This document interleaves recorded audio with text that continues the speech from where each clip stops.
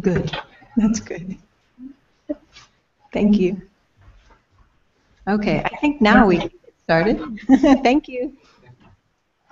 So after I give the kind of the big picture of industry statistics, I will do the same for public libraries in the U.S. to give you an idea of where we are.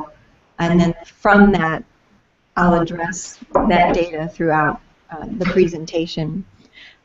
Because we're talking about public libraries, a big part of our discussion today will be about the distributors that we work with and the people that libraries have the option of buying ebooks from. And we'll talk about the many challenges we've had with them and with the publishers we call the Big Six. They're very popular in the U.S., Hachette being one of them. So we'll talk about that.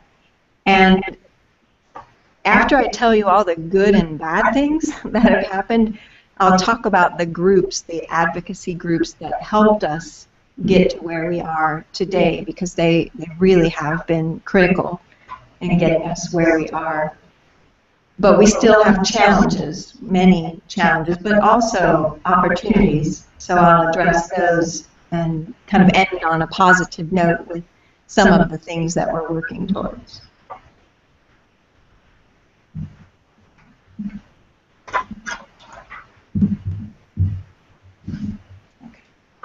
Okay, so some industry statistics. I wanted to put France and the U.S. next to each other so you could get an idea of what our market is like. So ebooks, as far as trade titles go, being fiction, genre fiction, is a 23% market share in the United States, with about $2.3 billion US in sales. If we look at France, it's obviously a smaller market than what we have. About, these are estimates, 1.5 to 3% market share for the same type of content. It's difficult to put them side by side and say that these numbers are even, because we collect data differently. So keep that in mind as you look at those numbers. But about 190, whoops, that's not 190 euro. It's supposed to be something higher than that. I'm assuming that's million. Yes. So we'll put an MIL in there. And with estimates of your market, you're going to about 4.5% by 2014. If you look at this chart, you can see where we are kind of in 2013, 14 in the U.S. We're about 4.6, 5.7 billion, with estimates getting to over $8 billion US by 2017. But here's something that's extremely interesting. The way the trends are going, they're showing that crossover year where books outsell print as being 2017. So that's coming up pretty soon for the U.S. So our libraries, our public libraries in the U.S. Whoops. It was a little bit stuck, I think. There we go. So we have just shy of 9,000 public library systems in the U.S. And by systems, I mean an entire county for a region might have a system, but they might have 20 locations in that system. So 9,000 library systems in the U.S., but many, many more actual locations. And of those, quite a few have ebooks. I may have to use the mouse here because the... Oh, what did I do? Oh, I ruined the presentation. This is not letting me move slides. So.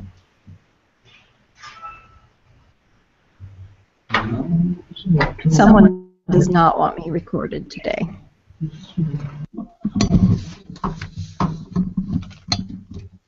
Okay, so do you have any questions? None yet. I hope you. Oh, do you have to reconnect? Oh, sorry, my bad. Okay.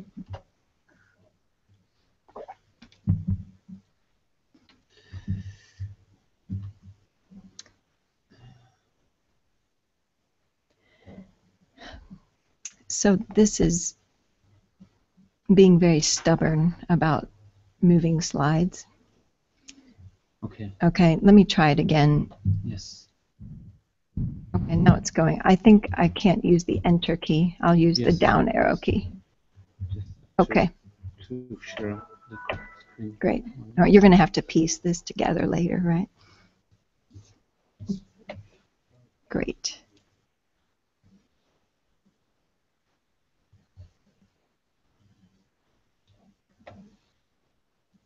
And then you can take the mouse away from me. Yes. Good. I hope so.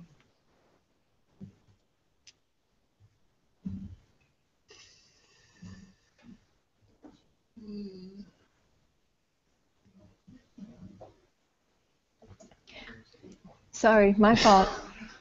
Party foul on me. Does this make you appreciate print books more? Technology, it's only as good as it works, right?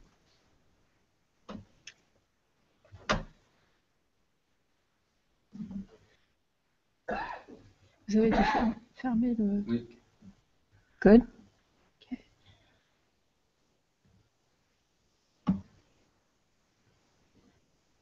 Oh. There we go.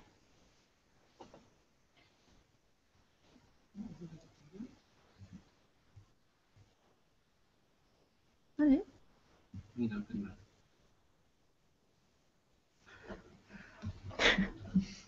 Bon, excusez-moi. Would you like me to move?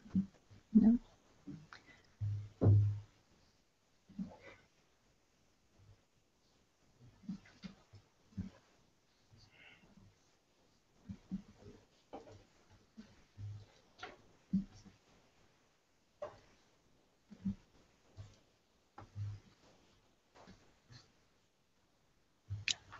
All right, take it.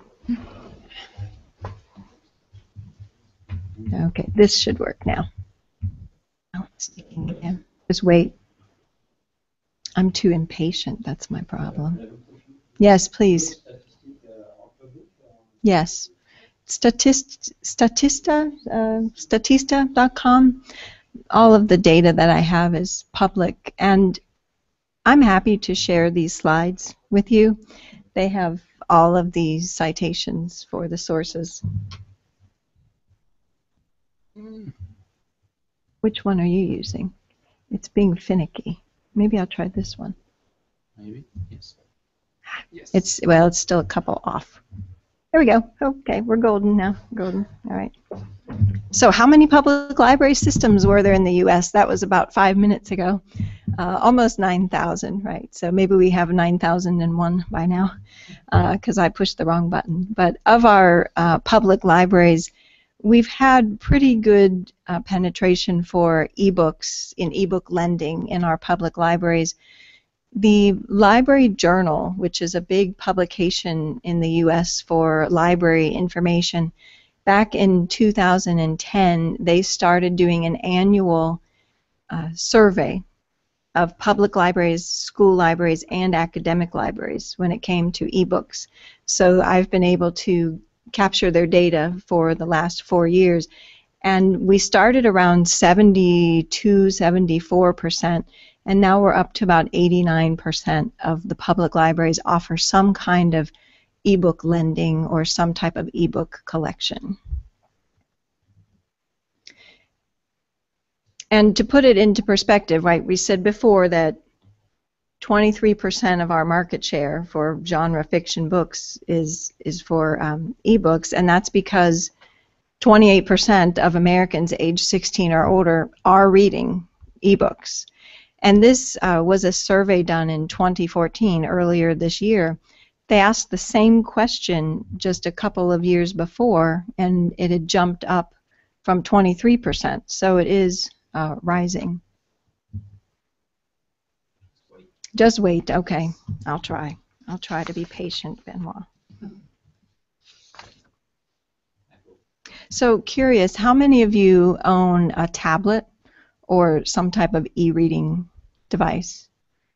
Okay, but are you counting the ones in front of you now, the laptops, or is this something different? Something different. Okay, so in France, what % of your population do you think owns a tablet or an e-reading device? Any idea? No. Nobody?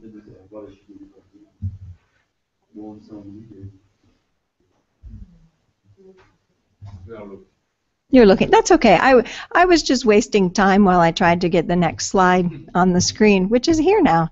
So this shows you that 50% of Americans have either a tablet or an e-reading device. And we say adults, people that are above 18 years old. What's interesting is that many of our younger children also have them. They're getting them through their schools. Many of our school systems are getting rid of textbooks, getting rid of their libraries, and replacing them with what you have in the back row. Computers, laptops, tablets, and giving the students their own device. So if we were to look at this for children, we will be able to see a rise for that too. Mm-hmm.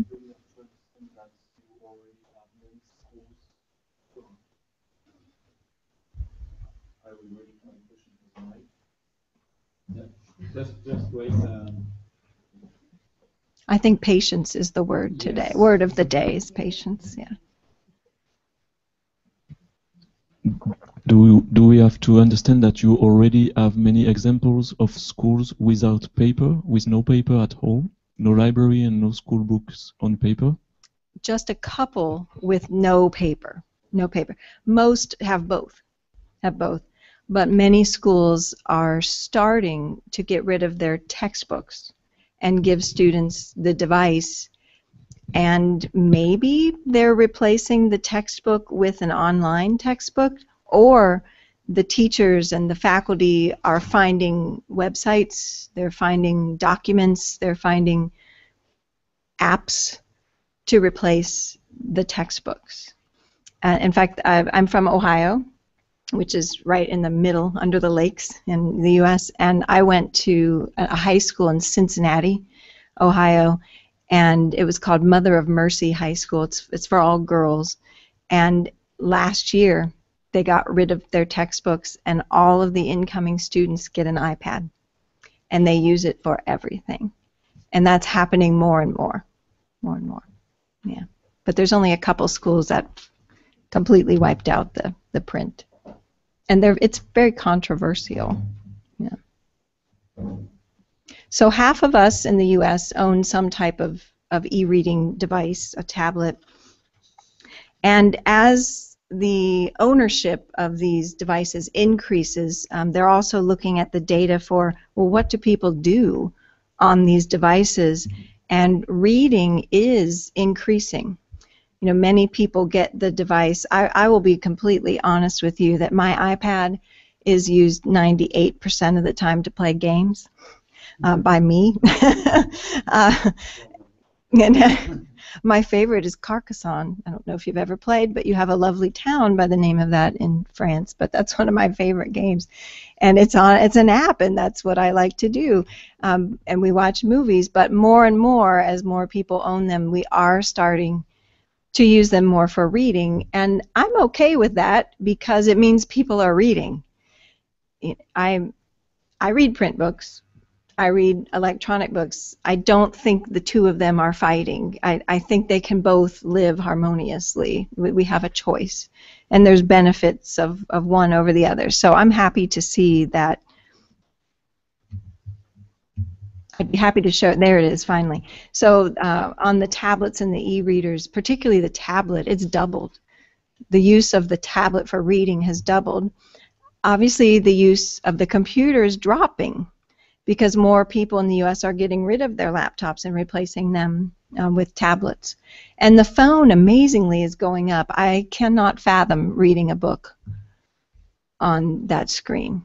But my daughter does it. She reads fan fiction, she calls it. She reads fan fiction, and she writes books on her iPod. So as a response to this increase in ownership and increase in reading on the devices, public libraries are having to look at their overall book budget, what they spend on print, what they spend on paperback, what they spend on electronic books, and they're adjusting it to accommodate. So the same survey from Library Journal that I talked about back in 2013, this is kind of what it looked like, the distribution. Most of the libraries were spending 3 to 5%, that's the green, or 6 to 10%, the orange, and it's supposed to say 11 to 15% in the red for ebooks. The rest of their budget was spent then on print. If we ask them, what will you spend in 2018, 5 years later, you see how the colors have changed, and many libraries are looking to spend more than 15% of their budgets on ebooks. This is also controversial, and I'll give you an example. A small city near Chicago, the library decided that they would spend 25% of their book budget on ebooks, and the people in the community were outraged, and they fought back. They took to the county or the city officials data that showed how many people in their area lived below the poverty line, so very low incomes, and that they don't own the devices or the computers, or they don't have an internet connection at home that will allow them to use the 25% of the book budget. And they won. The community, they founded a nonprofit organization to fight back against the library, and they won. And the library dropped that number back down to something that represented the community a little better. And they learned the hard way how to do that. Sadly, we're going to be spending 15% or more on our ebooks. Sadly, of people in the U.S. 16 or older, 63% of them have no idea that their public library lends ebooks. That's a huge challenge. Marketing, getting the word out. It is a very difficult challenge, because how do you promote something that you can't see? Most people come to their library and they visit and they walk around. How do you promote the electronic book? They have interesting displays, but you can't set it out with the beautiful cover. It's much harder. So they ask the same question. These are people that don't use libraries. So I'm going to show you now the statistic that includes people that have a library card. Do you think it's going to be a lot lower? You hope so. I hope so too. I hope it shows you. It's not a whole lot lower. It's 58%. So 58%. Come on, go back up. Hopefully it'll go back up in a second. So 58% that own a library card still don't know the library lends ebooks. So we have a lot of work to do to get the word out that we actually have the content. Because most people that go and buy their devices, guess what they do? They buy all of their content from Amazon, or they buy all of their content from Kobo or Barnes & Noble. Now, one of the companies that we work with in the U.S. for public library ebooks is called Overdrive. Have you heard of them before? Yeah. Are they distributing here? No, not yet. Okay. Well, be ready. I'm sure they will be soon enough. So they started back in the year 2003. That is when they began lending and selling and leasing ebooks. So it took them from 2003 all the way to 2012 to get 100 million checkouts of ebooks nationwide, whoever was a patron of theirs. In 2013, 1 year, they did the same thing. So that just shows you the huge increase in library ebooks that are downloaded. So in 1 year, they had as many checkouts as they had in the previous 9. Does it mean that in 1 year, 100 million ebooks were landed by overdrive Yes. in libraries? Yes, in 1 year. And the first 100 million took 9 years. The second 100 million took a year. The third 100 million is probably going to be 9 months, and it will keep going. So more people owning devices, more people interested. Somebody out there knows we have books because 100 million checkouts. Wait till the other 58% find out that we have books. The numbers are going to really, really grow.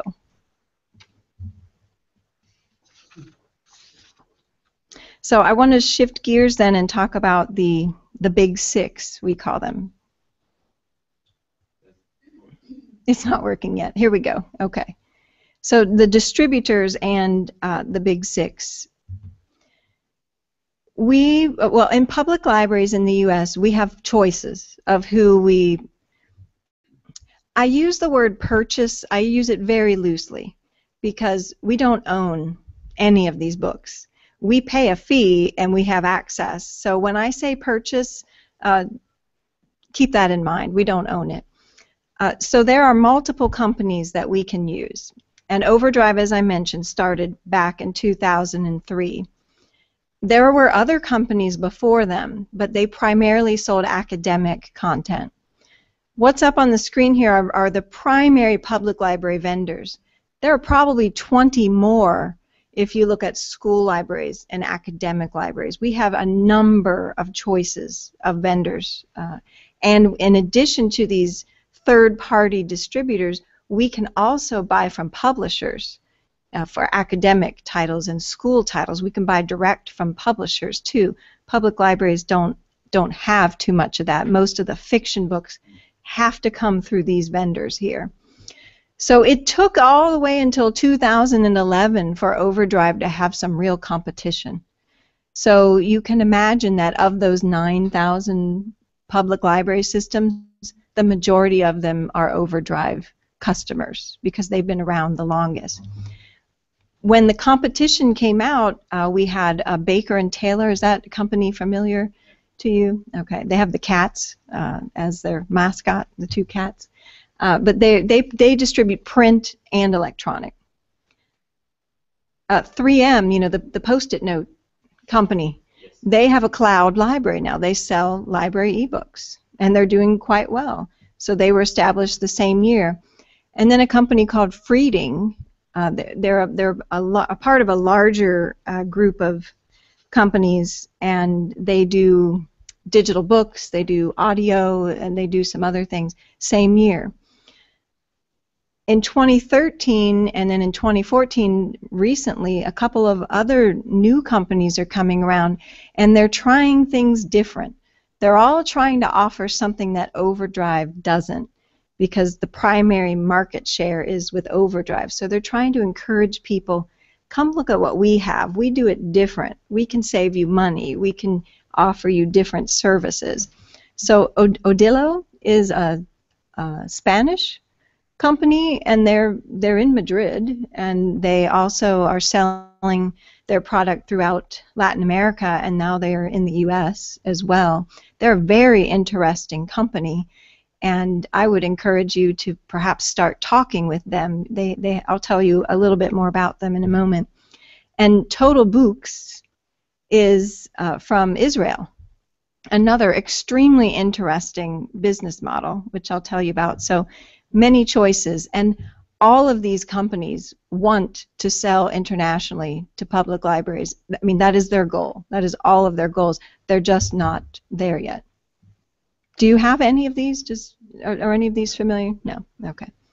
So I'll tell you a little bit about each, and you can write down your favorite and then go start to talk to people in France about, we need Total Books, or we need this company.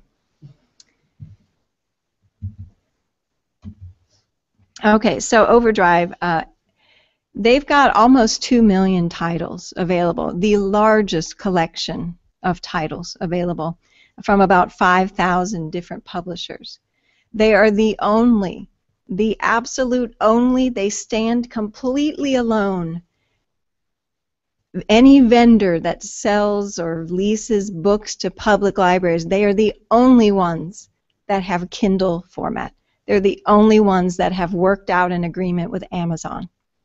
So that is huge, because Amazon and the Kindle Fire is 75% of the U.S. market share. That's huge. And the people that have iPads, guess what they use for ebooks? A Kindle Reader. Not iBooks. They download the Amazon Kindle app. And so this is huge for them. That is one thing they have that no one else offers. They also offer a browser-based reading so that you don't need a device at all. You can still use the computer at home, and you can read while you're not even connected. They've got that figured out, that you can read the book through the browser. They also sell content from all big six, all of the big six, and that's key too. Every public library wants titles from all of the big six. Baker & Taylor is another company, and as I said, they were launched in 2011, and they have just around 600,000 titles and quite a few audio titles, which Overdrive has too. What their unique thing is, or I guess they have two things that are very unique. One is they have an app called Axis, Bleo. The Bleo Reader is an app you can download on your device. It is 100% completely accessible for people with disabilities. So anyone with a hearing, sight, physical, whatever kind of disability it is, this reader can help them consume the books because it's accessible. And that's a big thing, right there. Accessibility is quite a challenge with ebooks.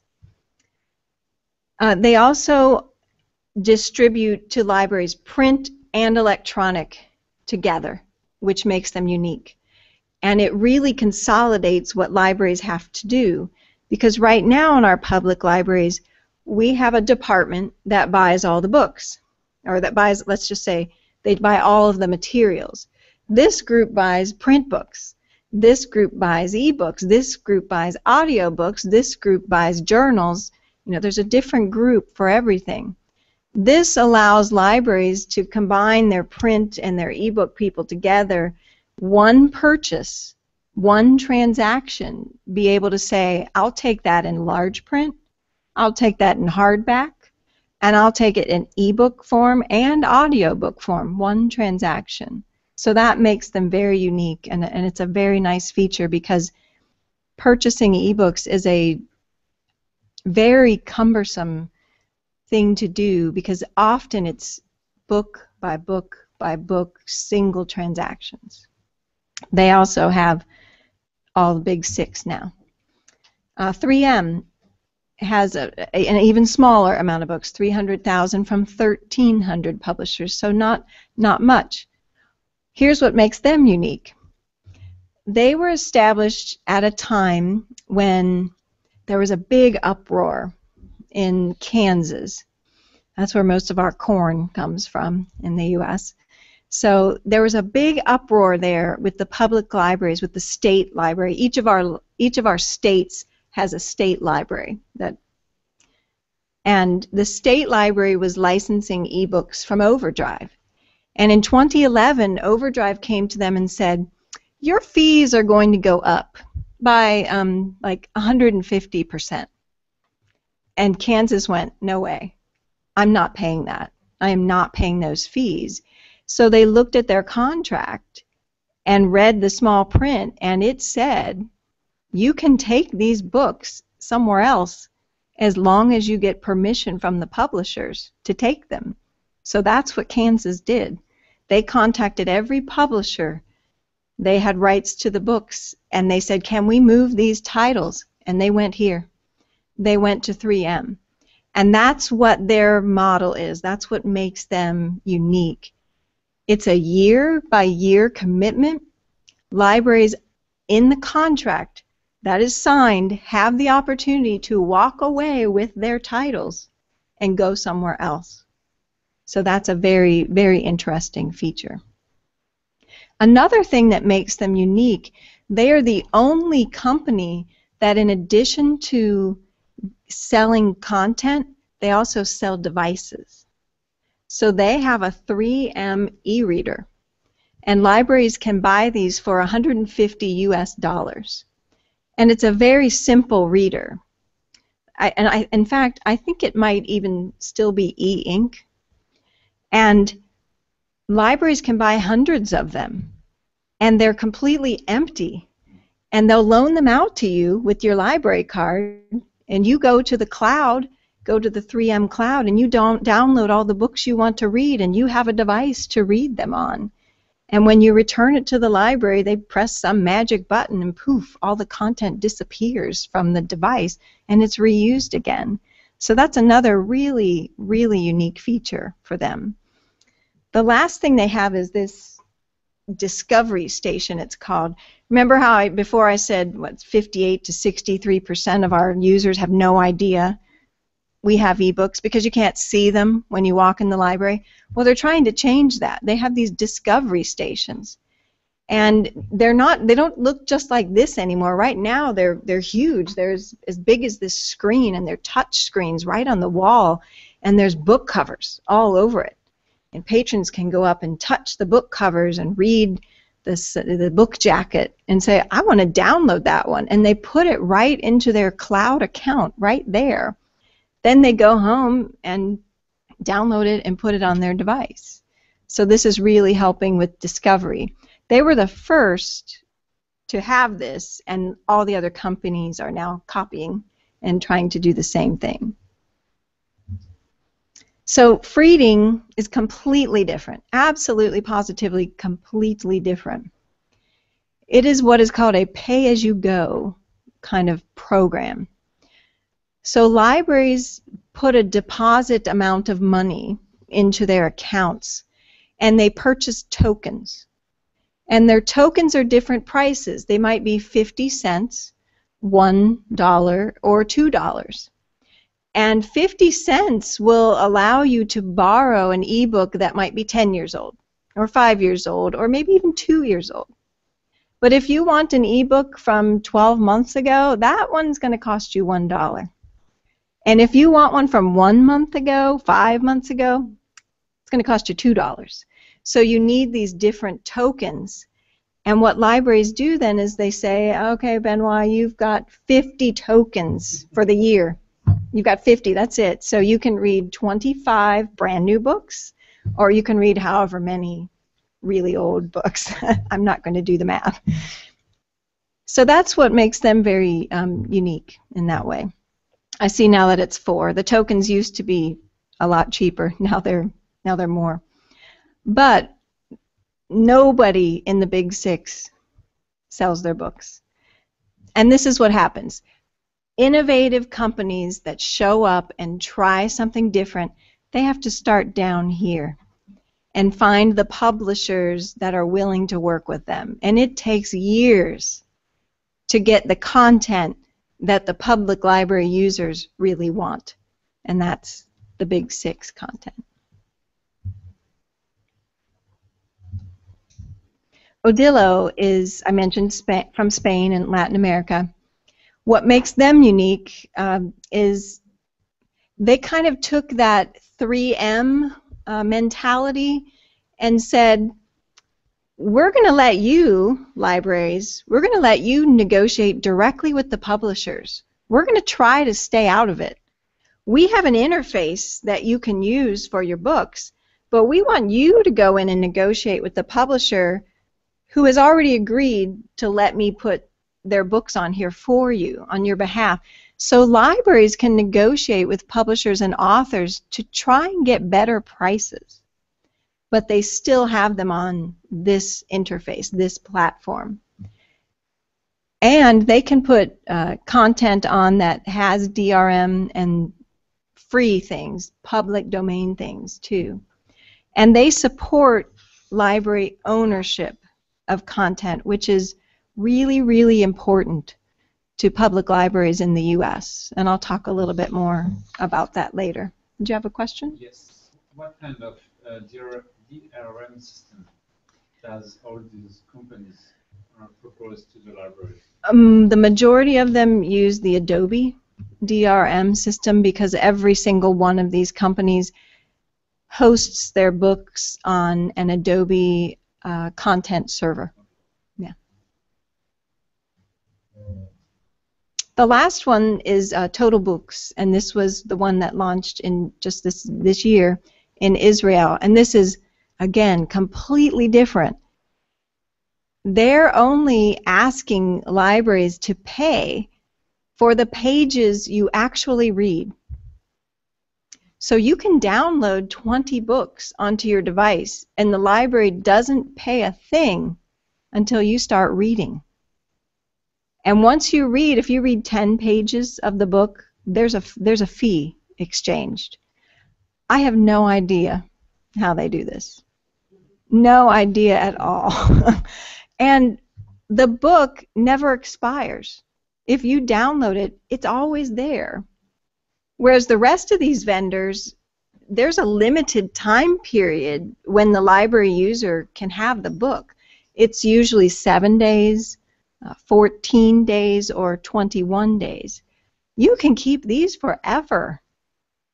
And every time you go in and read, every time, if you decide you love page 46 of that science fiction novel and you read it every day, that public library will pay for you to read page 46 every single day. So how do you budget for that? You know, that's what makes this hard to accept. That's what makes the token system really hard to accept. How in the heck do you decide how much money to put towards this? So they're all new. They're all trying things different, which we like. We like innovation. We like startup companies. They mix, they stir the pot, and they get everybody thinking about how can we do this different. So I've talked about these a lot, the big six. Do these names look familiar to all of you? These are our primary publishers of trade fiction in the U.S. And they're on this list in this order for a reason. This is the order in which they began selling or leasing ebooks to public libraries through the third-party vendors. None of these people will let a library negotiate with them directly. You have to work through a third party. But this is the order in which it happened. So bless you, Hachette, for getting on board really quickly. HarperCollins was first. It doesn't mean they're not a problem. I'll tell you about the problem with some of these later, but this is the order in which they joined. And this is kind of how they really look. There was a huge merger last year, maybe 18 months ago. Penguin and Random House merged. This orange box reflects kind of their size compared to everyone else. They have a huge, huge assortment of titles there. So it's a huge market share that they have compared to the other four. We still, as far as ebooks are concerned, we still call them the big six, not the big five, because even Penguin and Random House have completely different terms for licensing books. They haven't copied each other. They haven't found a middle ground. They're completely different. So because of that, we still call them the big six. And this is kind of when they started to come on board. So Overdrive was 2003, right? So HarperCollins was on board immediately, as was Hachette with their U.S. book catalog, on board right away. 2008, we added 2 more. You have a red line there because it was only Overdrive. So those 4 publishers started working with Overdrive before the other competitors even came on board. So they had 4 of the 6 already. 2011, we launched all these new companies.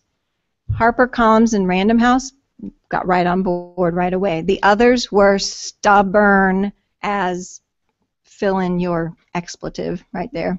They were so stubborn, and it took so much negotiation to get them on board and to get them to sell books, to sell loosely, remember, to libraries. So Simon & Schuster, Macmillan, and Hachette just signed on with all those others just now, just this year. It took a long time. Penguin's interesting because see how they're there in 2008 with the little star after them? They worked with Overdrive for quite some time and everybody was happy. And then a little thing came along called Amazon, and it made Penguin very unhappy. And they said, Overdrive, we don't like what you're doing with Amazon, so guess what? We're not selling you our titles anymore. And they stopped. They let people keep what they had, but they wouldn't sell them anything else, so they pulled. Now they're back. Now all 6 are in. Does it mean we can still buy 100% of their collection? Probably not. There are restrictions for pretty much any publisher out there. There's just certain titles they don't sell. Yep. What is the difference between Hachette in the first appearance of Hachette in this market and the second one? Yes. The first one is when they were with Overdrive. Okay. It wasn't until 2014 that they agreed to sell to the other vendors. Okay. Yeah. So it took them that long to agree to have a relationship with those other vendors that I talked about. Yeah. Are there any other questions that I can answer right now? I know this is so stimulating. You're not going to sleep tonight, are you, with all of this? So you're probably wondering why this says the first blow. So I'm doing a loose metaphor here of boxing. You know, something horrible happened back in 2011. HarperCollins was wonderful. They jumped on board. They sold, and they had a relationship with Overdrive right from the beginning. But around 2011, all these other vendors were coming out. Amazon had just skyrocketed. The market share for Amazon was outrageous. So many things were happening.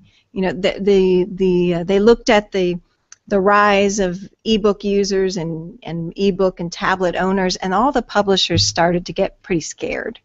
They were really scared about losing all their revenue because hardbound books, which is what most U.S. readers were buying, were $25. Ebooks were $9.99. There's a big difference there. And so they started to get nervous, and they kind of said, libraries, we're going to change our policy. And out of the blue came an announcement that effective here in February of 2011, you can only lend out our books 26 times. On the 27th time, you have to buy it again. You have to pay for access again. You can imagine the reaction of libraries. We hit the roof. We absolutely blew up. I mean, it was outrageous, the response. A librarian immediately started a website called Boycott HarperCollins. And many libraries did. Many libraries signed on to boycott them in E and P formats, both. Some were just E, but we got used to it after a while, and people kind of stopped complaining because guess what? When your user comes in and says, I want a HarperCollins title, you want to give it to them. You want to be able to satisfy your user's need, and boycotting a large company with trade books, it wasn't helping us serve our populations. So little by little, we kind of got used to the idea of 26 loans, but thank goodness it kind of happened, because as a result of this, the American Library Association, boy, did they step up their advocacy efforts as a result. And because of that, we are where we are now. We've got all 6 on board because of this event. I think it kind of started things, and libraries started reacting, and then the association started being proactive and helping us get there. Why 26? Why 26? I don't know why they chose that number instead of 27 25? or 25. I don't know. I mean, there's 50. To the average length for each books in the US student average? I'm thinking because there's 52 weeks in a year. Okay. That's why they chose 26, figuring a 2-week loan period. You know, there's probably a method to their logic here.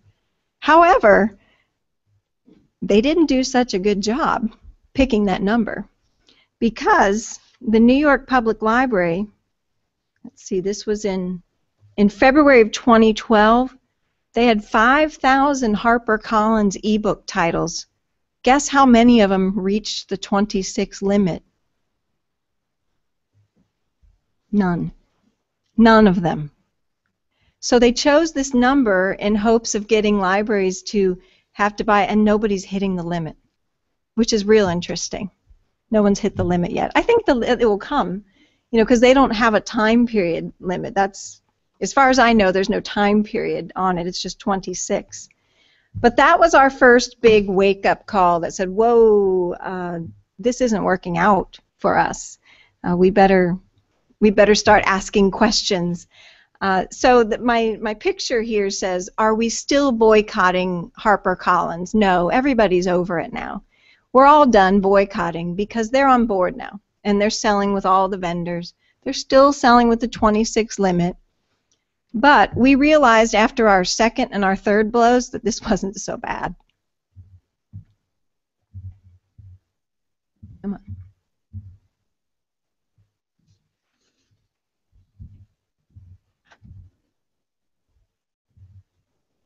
Doesn't want me to tell you about the second one. There it is. Okay. Same year, 2011, just a shy 6 months later, this is when Overdrive announced, we finally got you Kindle format. People have been begging for Kindle format forever because the majority of their users had Kindle devices. So they announced we have an agreement with Amazon. And we were thrilled, the users were thrilled, until we read the small print. And until we went in and actually did the process. Because what happened was you went into your digital library, which is the Overdrive interface, and you went and you chose the Kindle format. You were at the public library's site. You were using your public library card. You clicked on the Kindle format, and guess where you went? The big A over here. You went to Amazon, and you were forced to download your title from Amazon's site. Once again, we hit the roof again. We started shouting privacy, patron privacy. You know, this is an outrage. How can you make someone come to your site? You know, we're mixing public nonprofits with a for-profit big company over here that has a buy button right next to the download button. You know, there's just so many things that kind of went against our beliefs. And it was a big problem. This is the small print up here. Let me kind of read some of this to you. This is the Overdrive released a statement when this came out, and they said that third parties, aka Amazon, may require visitors to use an email address to access their content, because obviously you had to have an Amazon account to get the content. So you had to establish an account using an email address. Didn't have to be you. You could make one up, but you still had to have an email address. But it said the visitor's name, address, and other identifying information are not required. You could go in using an alias for all they cared. It was completely anonymous. But did most people do that? No, they used their Amazon account that they already had established because, boy, was it easy. So now public libraries send their patrons to Amazon for Overdrive titles, and guess who's collecting all of that data? Amazon, right? And they're collecting it, and they know what you're downloading, and they know what you're downloading, and they know what you're downloading. And so every time then you log in, they're going to start pumping you with advertising for those titles that you like. And that's another thing that libraries were just opposed to. So 26 didn't seem so bad when this happened. Then something else happened. Is it there? No. So we've had our second punch. We're ready for the third punch. We haven't had the knockout yet, though. Okay. Come on. There it is. It was Random House this time. They decided libraries aren't paying enough money. So a consumer, an individual person, can go to Amazon, Barnes & Noble, Kobo, wherever, and buy a book for $9.99. We always charge libraries a little bit more, maybe 20, 30, 40 US dollars, but now we're going to triple it. Or we're going to increase it by 150%, whatever it was. Prices went from here to here. And a book that a library used to be able to lease for 25, 30, 40 US dollars was now 120. We hit the roof again. You know, our heads can only take so much, right? And this was in March of 2012. We're over it again. I mean, we're not totally over it. I mean, nobody's over this. It's costing us more money to provide access to electronic books. We pay more here, but there's no crazy 26 rule. You can use it indefinitely. So that's one thing, I guess, to be thankful for, but you're paying for more. So they're not the only one. The news traveled to France. Hachette picked up on it, and now they do premium pricing as well. And if I can get this, there it is. So here's kind of where we stand now. In 2014, we got all 6 of them to work with us. Hallelujah, we made it happen. At a price and at a restriction. So HarperCollins is still at 26, no time period. Hachette has premium library pricing, so up here. Random House, up here. Penguin, 1 year, 12 months, that's what you get. 12 months and 1 day, you have to lease the title again, pay for it again. Macmillan, 52 circulations in a 2-year period. And Simon & Schuster, 1-year license, but look at what's in the parentheses there. They mandate that public libraries put a buy button next to the download button. So these are the prices. These are the things we are agreeing to be able to lend books to our users. So it's a mixed bag of tricks is what it is. And you know, in some ways it's completely insulting. You know, it goes against so many things that we stand for and believe in. But in other ways, you know, what is our goal in a library? It's to serve our users. And our users come in demanding the top titles from these publishers, and we want to be able to provide for them. Yep, question? Does the print book lending conditions defined by the law before? No, there was no restriction on print before. What defined the conditions in which the print books are allowed in public libraries? Oh, what defined the conditions? There were no conditions because there was no license agreement. You know, when we buy a print book, just like you do, you give your money, you walk away with it, it's yours. You own it. You own it. You don't own any of these. There has to be a contract behind every single one, which is where all these crazy rules get established. So yeah, no restrictions on the print. And in the U.S., we call that the right of first sale.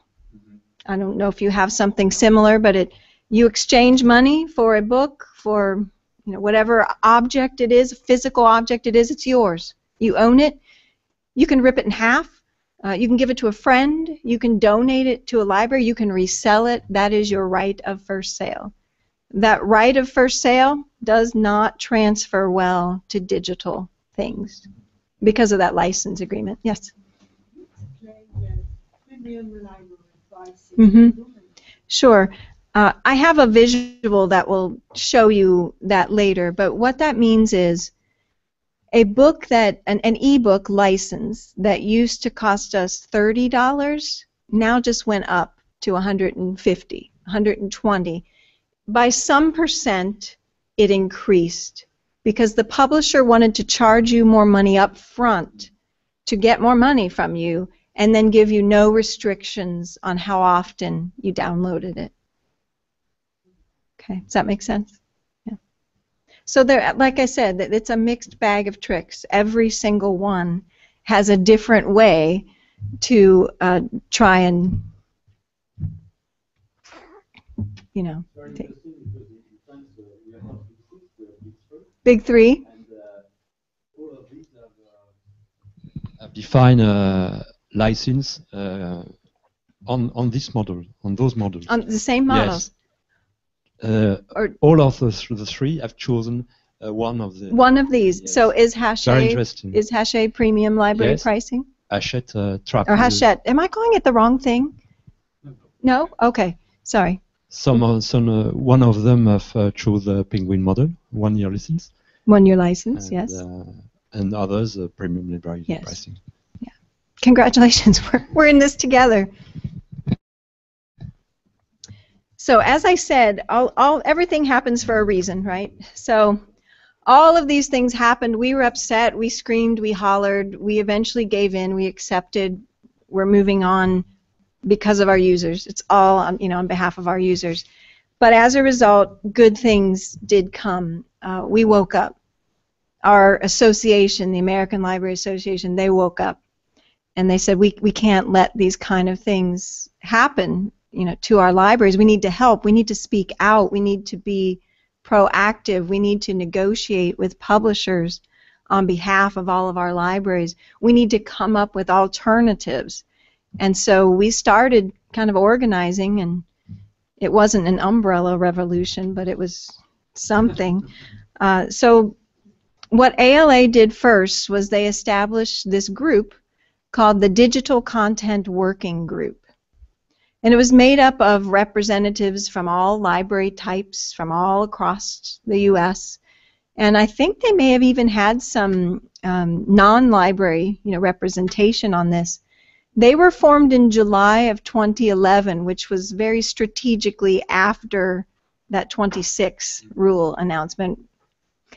And basically what they're there to do is advise libraries to analyze data, analyze statistics, analyze the industry, advocate for libraries, speak on our behalf, to educate us as libraries, to educate the population as to how libraries are being treated, share information across the world so that other people understand what's happening, and you can be prepared if and should it happen to you. They've published a couple of very good reports as a result of their work. One of them is called eBook Business Models for Public Libraries, and it looks at all the different business models and just describes them in great detail because it's complicated. And if this is not something that you're heavily involved with on a daily basis, it can be completely overwhelming. Then they released something called a scorecard. It was an opportunity for libraries to apply like a point value system to vendors based on some overall ratings, and you give them a score, you rate the vendors, and then you choose who you want to work with. They also have a variety of publications, and I brought just a couple here. It's called the E-Content Supplement. American Libraries is our magazine, and it comes out once or twice a month maybe, and these are supplements. They come out twice a year, once for our conference in January, once for our conference in June, and they distribute these freely. And what's in here are really, really good articles about the digital content situation, written by public librarians, written by publishers, written by distributors, again, just to educate everybody on what's going on. These are electronic as well, so you can go and grab any of these articles and read them. I think this URL that I have up here will take you to the page where the links are to all these different things.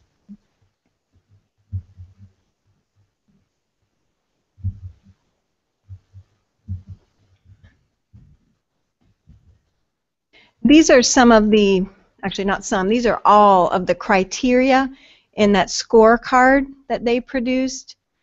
So they wanted libraries to be able, again, to give a rating to each vendor, each publisher on, are you replicating the print title exactly?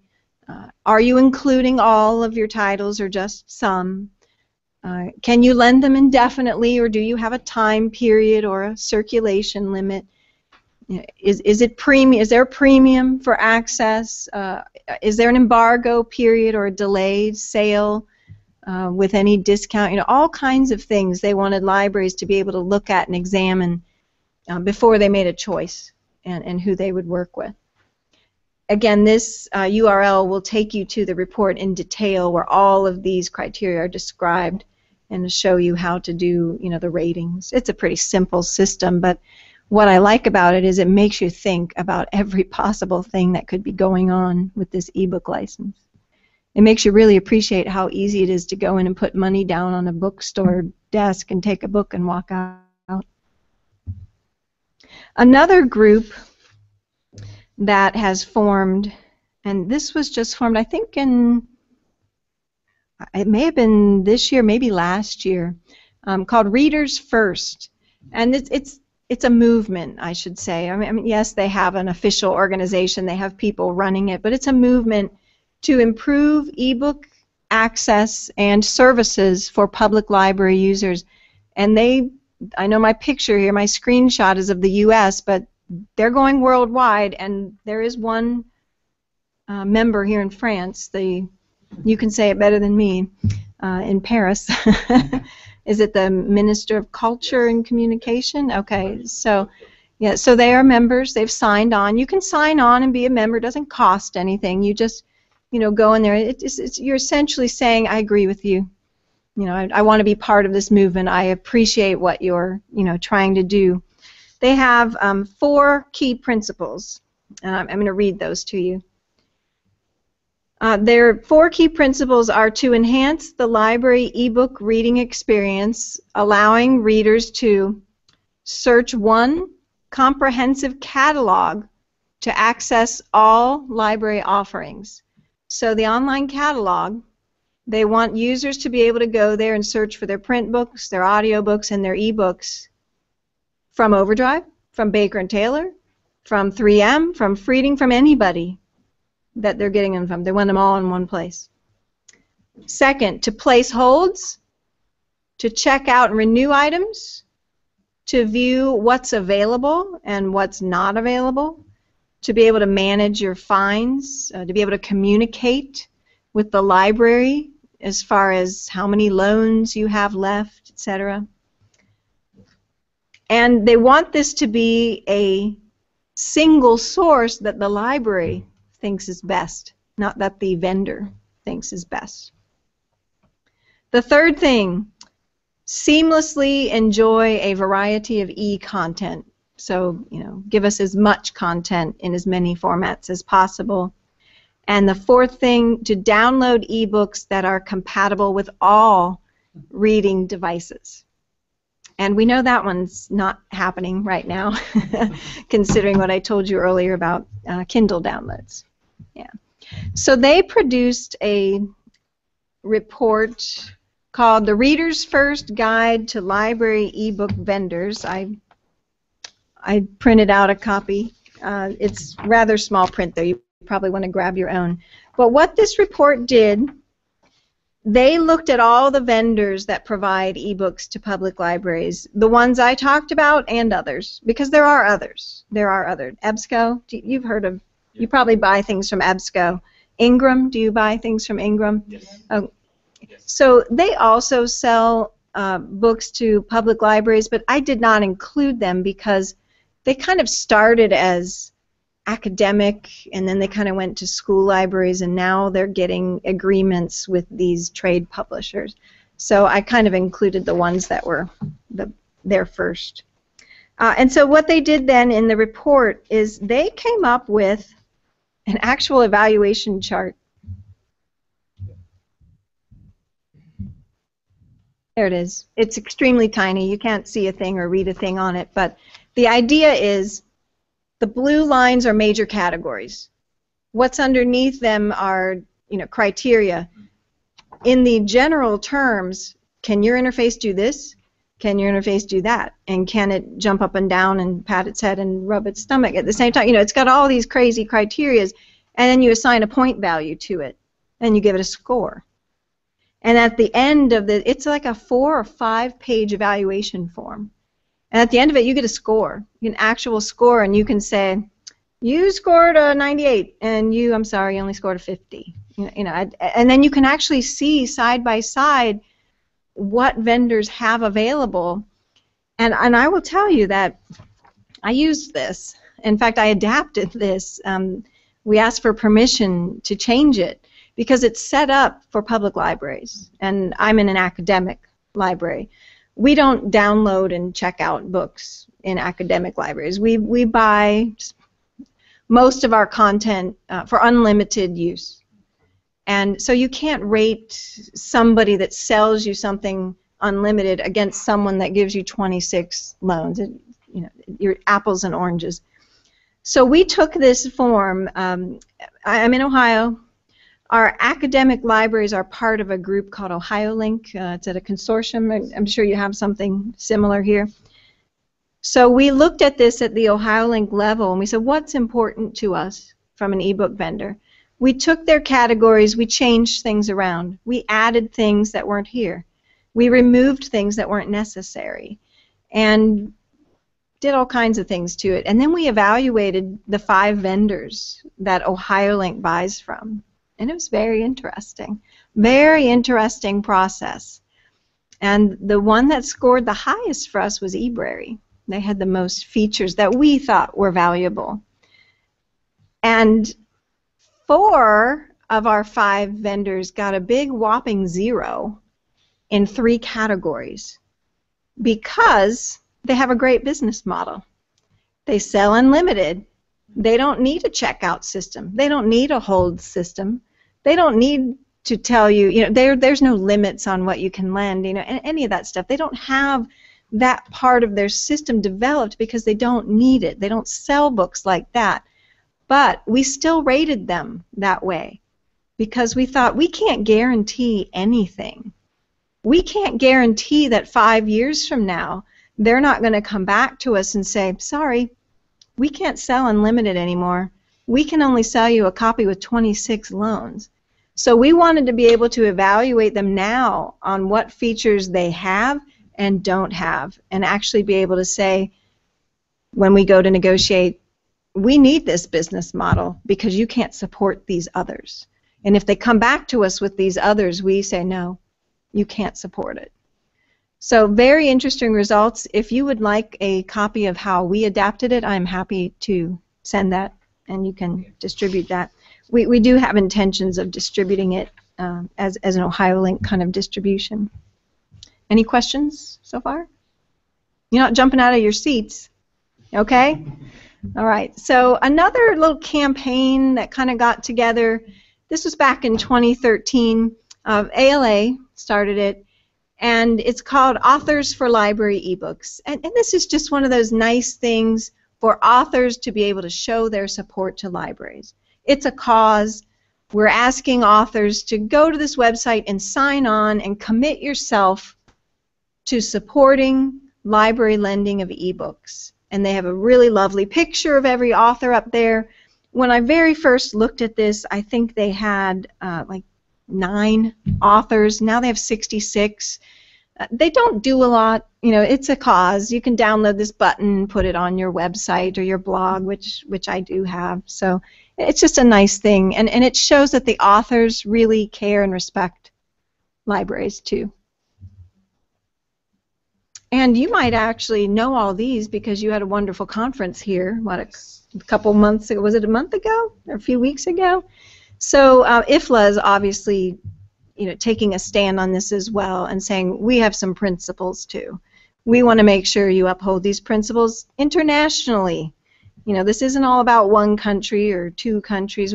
Everybody wants this. So we want the right to license and purchase any commercially available ebook. Don't hide that. Don't prevent us from buying things. They still do. Textbooks, you can't Libraries can't license textbooks, most of them. Yeah. We want to be able to access these under reasonable terms, fair pricing. We want you to respect copyright limitations and the exceptions that libraries have with print books. We want you to respect those. Currently, there aren't many people that respect those, and I'll talk about that in a moment. We want them platform neutral. We want standards. We want them accessible. We want to ensure that 50, 100, 200, 500 years from now, we still have that book. We can't guarantee that yet. And we want to protect the privacy of our users too. So these are all extremely relevant, principles. I hope we can get to them someday. I want to mention this group because they're not necessarily an advocacy group, but they do some fabulous surveys. And it's the Pew Research Center. They have a project called the Internet and American Life Project, funded by the Bill and Melinda Gates Foundation. This part of their project does surveys all the time about libraries and how the public interacts with libraries. Some of the data I showed you earlier came from Pew. And I list them here and I tell you about them because they have amazing data for U.S. libraries. They don't do, I don't know that they do too much internationally, but maybe there's someone here that does something similar. If not, maybe you can send some of these reports to someone here and ask them to do it. But the two reports that have really been instrumental in the past few years are the rise of e-reading and library services in the digital age. Those have been great reports. I use them all the time. I use the data. I quote from them. Lots of people do. There's some really great things in there. Questions?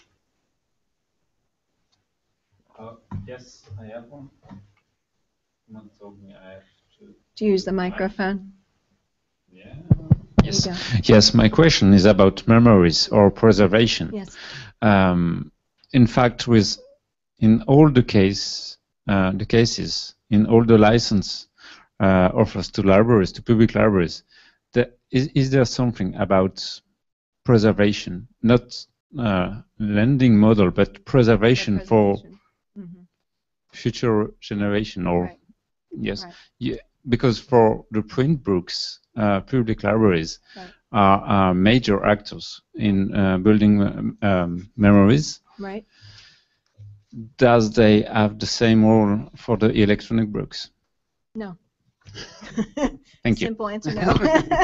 No, I can't answer your question by saying yes or no, they do or they don't address, because I'd have to read every contract, which I don't have access to, but it's a problem. It's coming up next in this section on challenges. It's a challenge we have yet to address.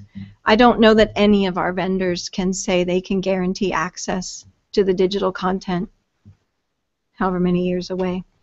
There are programs in place, and I'll talk about that in a moment, but it's not there yet.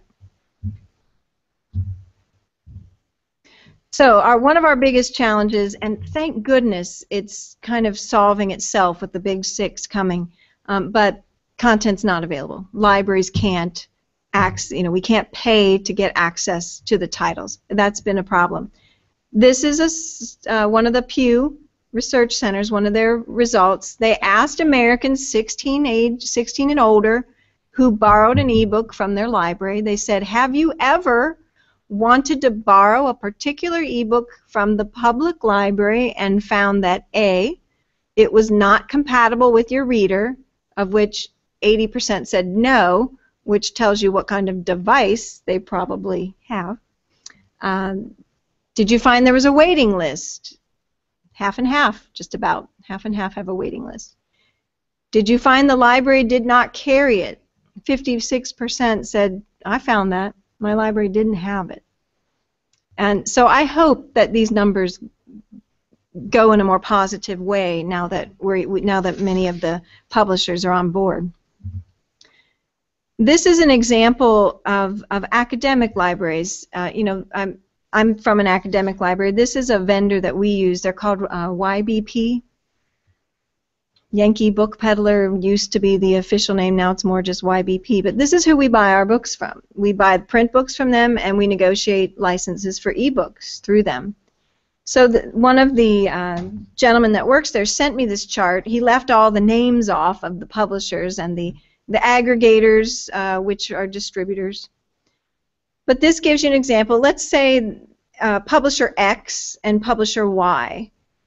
They came out with 2,100 and 3,100 new titles this year. Well, if you go to their platform, the publisher platform, and want to get an ebook, look how many you get.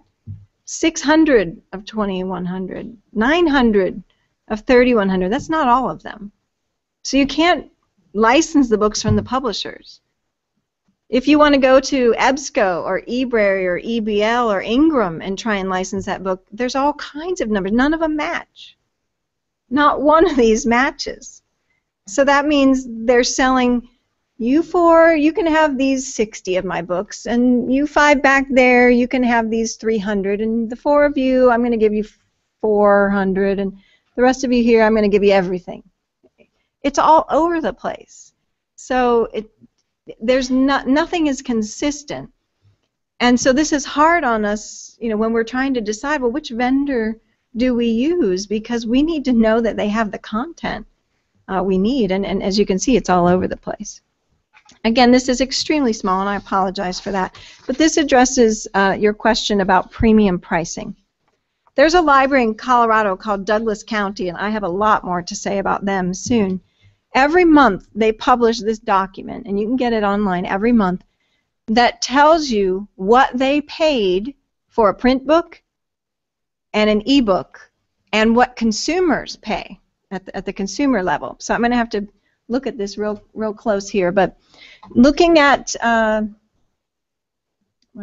the fiction book called The Collector.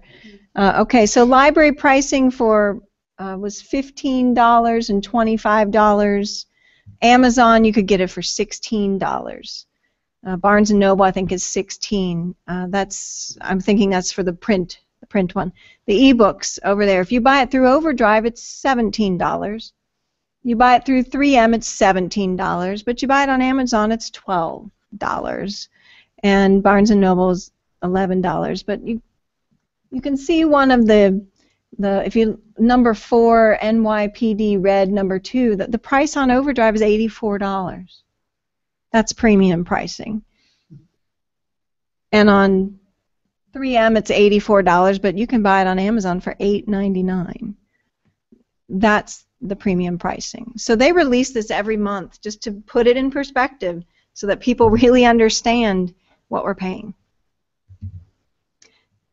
This is a kind of a chart that I created to kind of show you that license agreement we sign. We sit on this line somewhere every time we sign one of those. If you look over to the left, these are things that are open, freely available to anybody, the things in the public domain.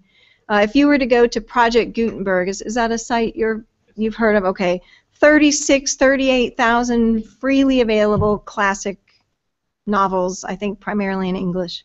Have at it. Take as much as you want. It's public domain. No one owns it.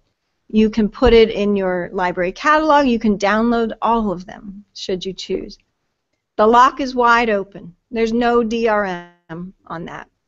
But as you move further and further and further to the right, you see that the lock is locked up here on the right. That's all the DRM surrounding those titles. These are the titles that we pay a price to rent for a token. Okay, those token books. There's a model called short-term loan. Have you heard of that? I don't know if you do that, but you pay 10% of the list cost, 15% of the list cost, so that you can read the book for 10 days. After that 10 days is up, the book disappears, you no longer have access, and I've spent $15 and that money's gone and I have nothing. So that's short-term loan. There's a lot of DRM there, and there's a lot of risk there, for risk that you will never see the content again. So that's the difference. This is kind of a spectrum of where you are. Most public libraries in the U.S. are It's beautiful when it works there. They're right there. And this is where most public libraries are when they license titles. All of those vendors I just talked about, they all have some kind of limit on circulation, limit on licensing terms. If not, the ones with the premium pricing, they're that perpetual access. They're in that section. Whether or not you have fees up front or ongoing, that depends on the vendor, but that's where they are. So the further to the right you go, the more DRM and the higher the risk that you won't have that book. I mentioned there were some rights that we signed away. I talked about the right of first sale in the U.S. already. I wanted to mention copyright and interlibrary loan because with print books, we have, it's in our law, it's in the U.S. law, copyright law. Libraries can lend, we can do this interlibrary loan stuff. It is our right to be able to do that. Every time we sign a license agreement with one of these ebook companies, we essentially sign that right away. Why? Are we crazy?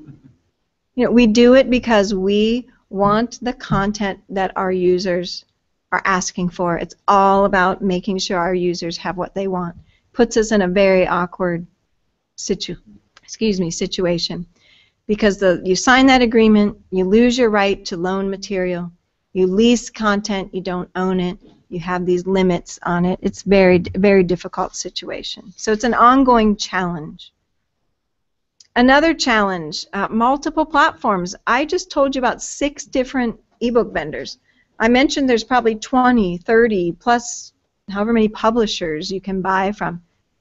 If you worked with every single one of them, that's a whole lot of interfaces for you to know. How many databases do you have access to through your libraries? Hundreds? Yes. Hundreds, right? How many are on a different interface? Hundreds, yeah. So it's the same thing. Same thing with the ebooks. Is there one place where we can go and find all of it? We'd love for that to be the online catalog. And we're working there. We're getting there. We want to be able to put all those titles into our integrated library system, that catalog. We want to be able to have our print and our electronic statistics all in the same place so that we can look at one user account or one account for all the different formats. Each platform depends on who you're working with, depends on what device you can use, depends on what format you can download. Everybody's different.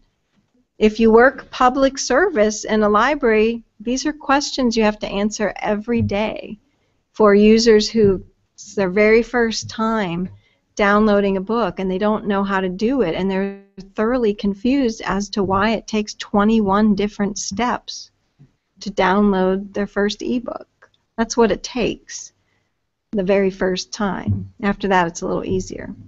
They all have different kinds of DRM. If you go to this, and it's not just vendors, it's publishers. If I buy books from you, you might let me print 60 pages, but over here you're a little stingier. You only let me print 30 pages. So I'm in the same interface. I've got book A and book B, and I can't even print the same amount from them. What do our users think? I feel so sorry for them. I mean, it's bad enough for us to figure it out. So training, troubleshooting, they're ongoing challenges for us, as is archiving and perpetual access. At this point, we can't guarantee access to any of these ebooks in the future because we haven't decided yet whose responsibility this is. Libraries don't own the books, so we can't do it. The third parties, like Overdrive, do they own the books? They can't do it either. Who owns the book? 99% of the time it's the publisher, right? They're the ones that hold copyright. They have to do it. They have the right to owning the copyright on that book, so they have to make sure it's preserved. Because we can't do it. If we did it, we would be breaking our license agreement. So are they doing it? Not really. I mean, some are, some aren't. Some of the third-party vendors actually say up front, because the third-party vendors, they have got contracts with all these libraries, but they've also got contracts with all these publishers. So when they're negotiating the publisher contracts, they're starting to address these kind of things in here, and they're saying, can we live on your behalf? And I know EBSCO is definitely in that direction.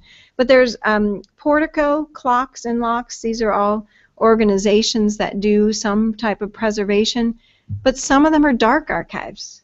You can't use the content. Some of them, there has to be a trigger event for you to have access. And what's the trigger event?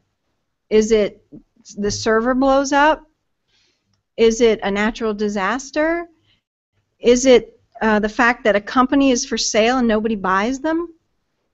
And so, libraries are left with content in limbo. What are the trigger events? And what's it going to cost to do this? And who's going to end up paying for it? We all know that answer, don't we? I mean, libraries will pay for it in the cost of the book. That's the only thing I can guarantee as far as that is concerned. Self-publishing is another challenge for us. Are any of you self-published authors? Nobody's clicked that magic button yet to self-publish? It's pretty easy. The hard part's writing the book, right?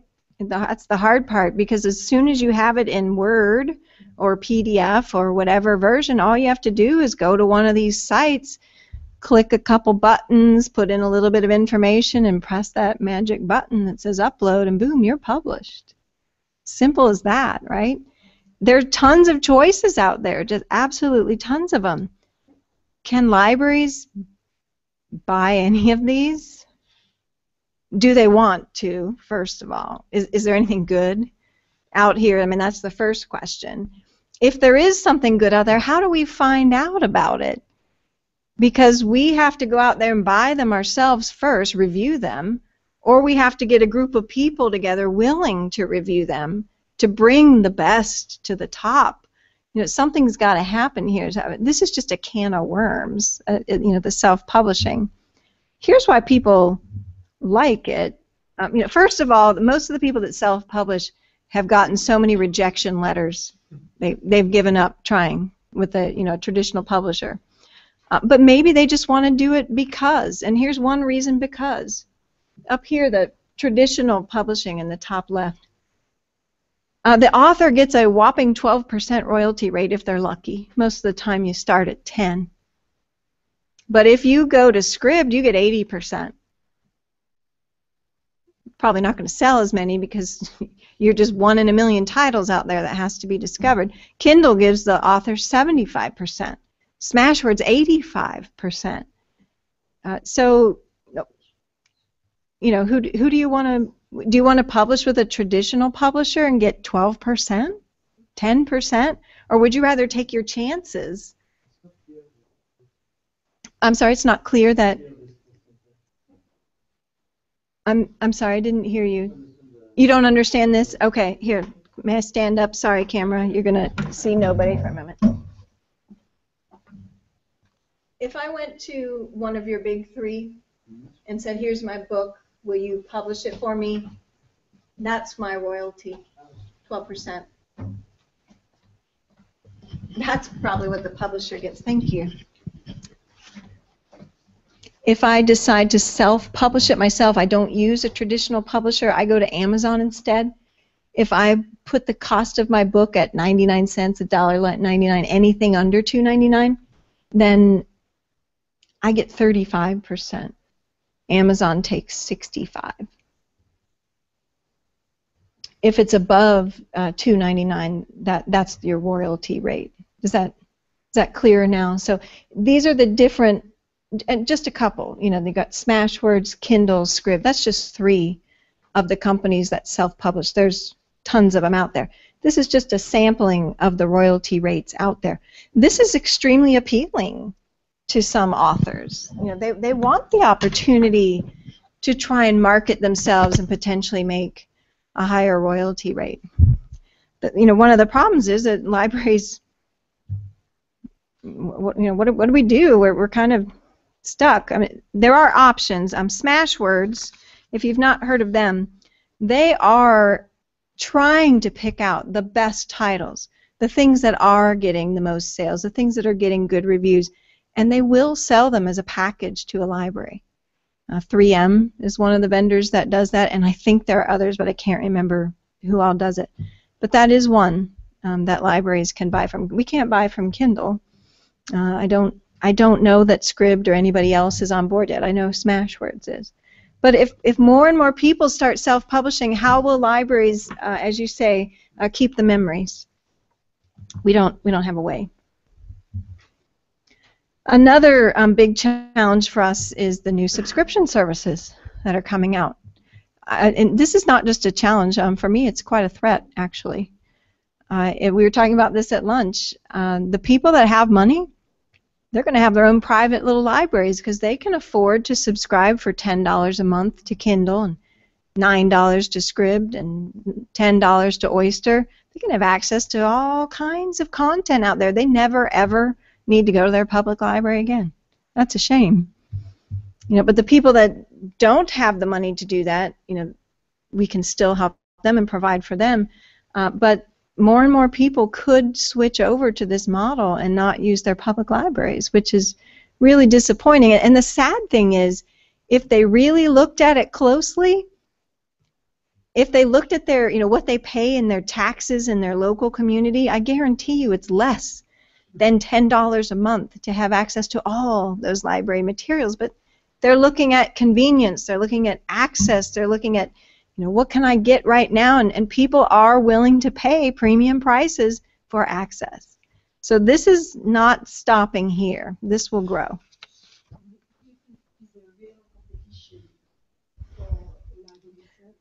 Is it a real competition for library service?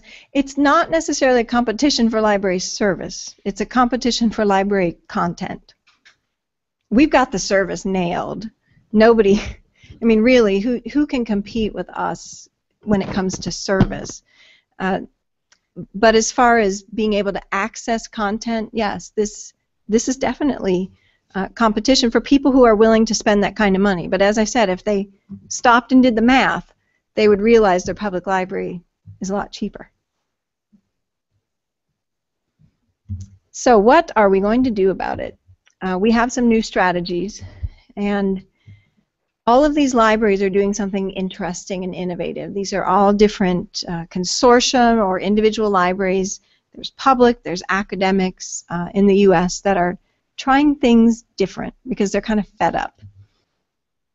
And I mentioned Douglas County, that library in Colorado.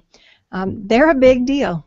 They're a very big deal. They've done something truly innovative, and it has caught on, and people love it, and people want to model it, which is why it has the name, the Douglas County model. What they did is they built their own ebook hosting system. They went out and bought themselves an Adobe content server. They said, if EBSCO can do it, if Ingram can do it, why can't we? Why can't we have our own server and host our own books? It only cost $10,000 for an Adobe content server, so they did it. They went out and bought one.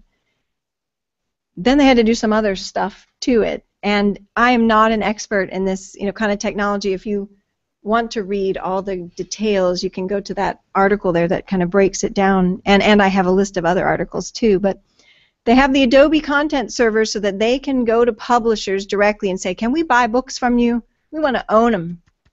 We want to own them. We agree to put DRM on them. We'll put them on our Adobe content server if you will sell them to us and let us own them. Viewfind is an open source software that's kind of like the interface that allows the users to interact. I'm sorry, I forget what the Solar is. It's probably some programming behind the scenes, right? Oh, maybe. Oh, wait. A search engine. Okay. All right. I have it written here. Maybe I should read my notes. Okay. MySQL is an open source storage area for content that doesn't need DRM. Project Gutenberg titles can go here. If an author comes into the library and says, I want to donate my ebook to you, it can go there if they want. And then Solar is an open source indexing service, so like the search engine, that allows this interface to interact with the content and bring it forward. They're extremely successful. I think it cost them $100,000 to build this. And 3 parts of it are open source, which people constantly, contribute to. And the Adobe Content Server is a one-time upfront payment, and then you pay a small fee for every transaction, which is a heck of a lot cheaper than probably the access fees for the other vendors. So people are trying to take this idea and do other things with it. Can I have a time check? What time are we?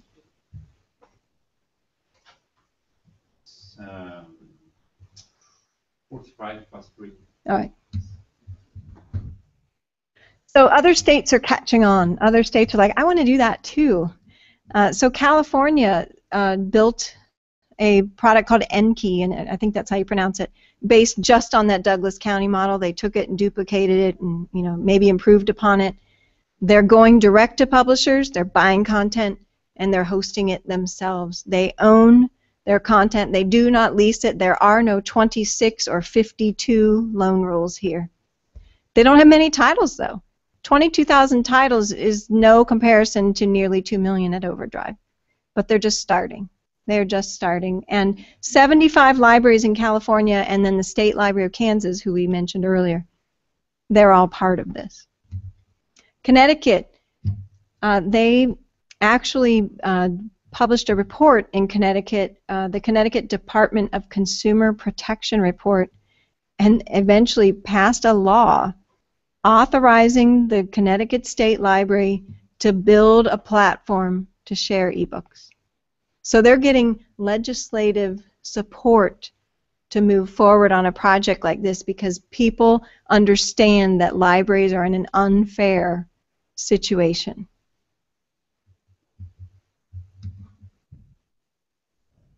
Libraries are also taking it a step further. Now that we can host the books ourselves, why don't we help you publish too? We're a service-oriented group. We have thousands of members of our community who are extremely smart and talented. They may be authors, they may be editors, they may be artists. If we get them all together and share our knowledge, can we as a community come together at our public library and publish content together? And guess who's doing it? Douglas County. As soon as they started that hosting, that was their next step. Let's publish. Let's help people publish. So they will host your content for you. They'll support and they'll help train. They'll get you connected to a community to share and work on things. And then when you're all done and your project's there, they'll host the content for you. So there are good things that are happening. There's a lot of fun things, and it's great. And this isn't the end of it. We're going to keep on going. I mentioned I'll give you these slides. This entire host your own concept and libraries as publishers, they're all discussed quite a bit in these sites up here. So when you get the items, you'll be able to read some of those articles. It's fascinating, really. It's very innovative. These are sites that I use. These are all blogs that I use to keep up on what the heck is going on with ebooks. It is predominantly U.S.-centric here. They'll do some international type reports and things every once in a while, but it's predominantly U.S. This is my blog, No Shelf Required. I don't blog as much as I used to, but every week I have a colleague of mine that he goes through Twitter and pulls anything that's library related, and he puts it on my blog in a weekly kind of digest. So that's a nice post to look at, and we'll get some other content up there too. But I just try and put up what's going on, newsy things, what's going on in the industry with libraries, etc. So you're welcome to visit there to get an RSS feed, Twitter, same thing, at No Shelf Required. Feel free to read the books. I read some of them the other day, and I thought, are these really, getting dated? And yeah, some of the stories are a little dated, but a lot of it isn't. A lot of it is still pretty good, and it explains some of the history and how things started. In fact, I used several of the chapters to help me prepare for today to get, some of my dates straight and kind of remember the stories, things that went on. And you're welcome to ask me questions afterwards, or whatever you'd like. That's our story. That's what's happening in the U.S. It's sometimes crazy. It's sometimes wonderful. One thing I can say for sure is there's never a dull moment.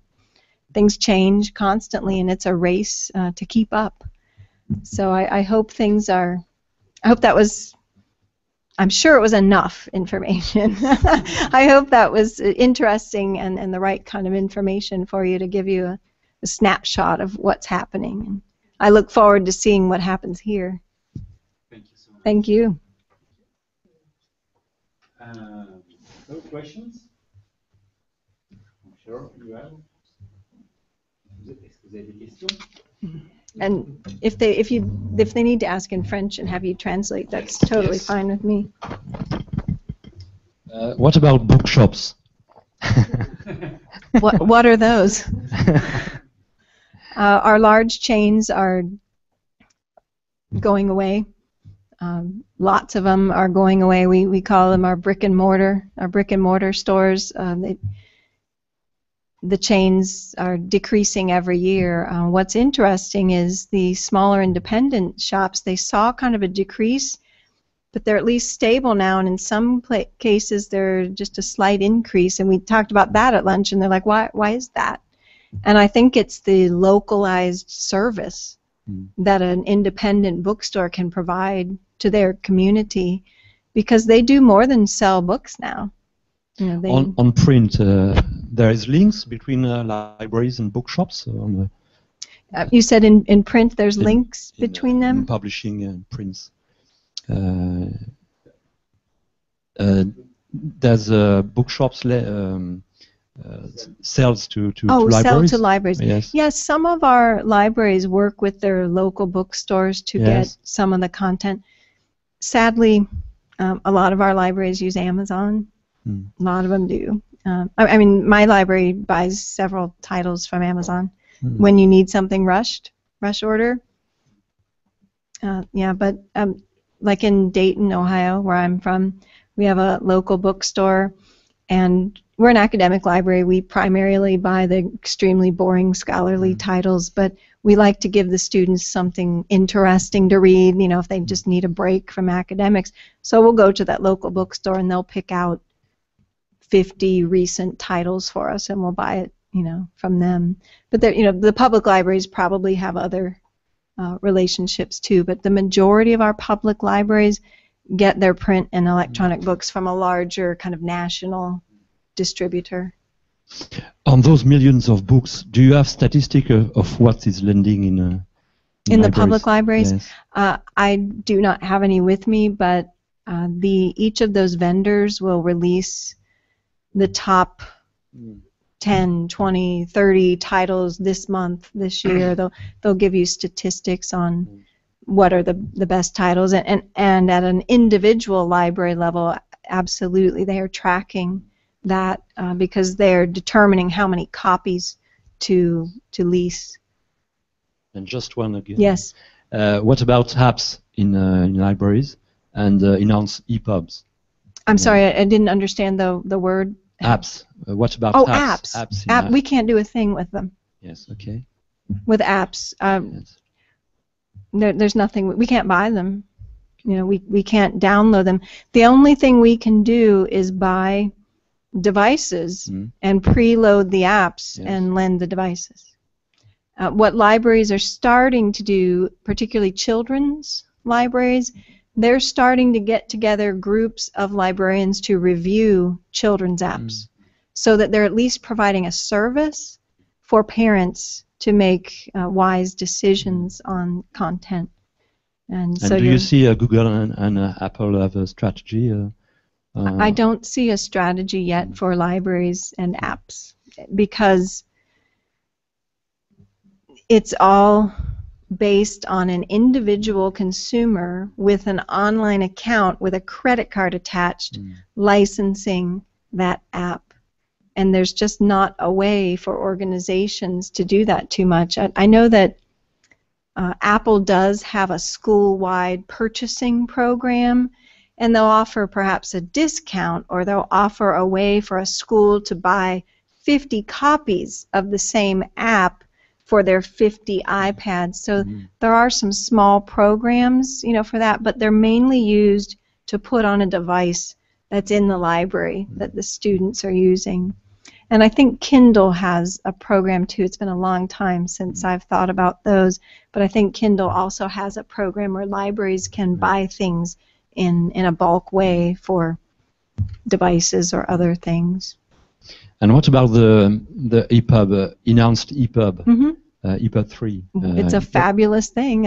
What do you think? I hope it in catches libraries? on. I think it's going to get here. I love EPUB 3. What I've heard about EPUB 3 is that many of the publishers that implement it aren't doing the full implementation and really taking advantage of the features it offers, particularly when it comes to accessibility, which is a real shame, because that's one of the major advantages of EPUB 3 is that the accessibility is built in. But if the publishers ignore that, then what's the use? But more and more publishers are adopting EPUB 3. In fact, I just blogged recently that, I think it's Baker and Taylor. It's either Baker and Taylor or EBSCO that said they would have EPUB 3 titles coming soon. So I see it coming out more and more. Thank you. Thank you.